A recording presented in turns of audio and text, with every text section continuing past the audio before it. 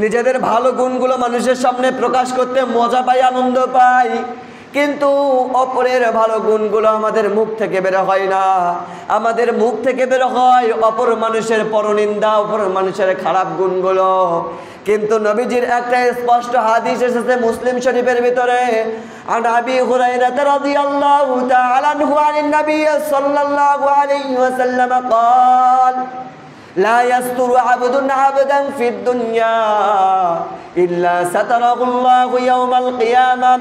আবু হুরায়রা রাদিয়াল্লাহু তাআলা আনহু থেকে বর্ণিত, নবী করিম সাল্লাল্লাহু আলাইহি ওয়াসাল্লাম বলেছেন, দুনিয়ার জমিনে কোনো ব্যক্তি বা কোনো বান্দা, এক বান্দা আরেক বান্দার গোপন দৃষ্টি যে গোপন রাখবে কাল কিয়ামতের দিন, ইল্লা সাতারাহুল্লাহু ইয়াউমাল কিয়ামাহ, কিয়ামতের দিন এই ব্যক্তিটার যত গোপন দোষগুলো আছে, গোপন গুনাহগুলো আছে, গোপন ত্রুটিগুলো আছে, আল্লাহ পাক রব্বুল আলামিন সবগুলো কি আল্লাহ পাক গোপন রাখবেন। বলেন সুবহানাল্লাহ। নিজেরা যদি মানুষের গোপন দোষগুলো ত্রুটিগুলো যদি গোপন রাখি, আর আল্লাহ পাক রব্বুল আলামিনের বদৌলতে কিয়ামতের দিন আপনার দোষগুলো গোপন রাখবেন। প্রিয় হাজিরিন, কথাটা এই জন্যই বলতেছি, আমাদের মধ্যে এই দোষটা অত্যাধিক বেশি, মানুষের গুণের চাইতে মানুষের গীবত, মানুষের খারাপ গুণগুলোই বেশি বলা। অথচ দেখেন কি একটা হাদিস আমরা আজকে শুনতে পাইলাম।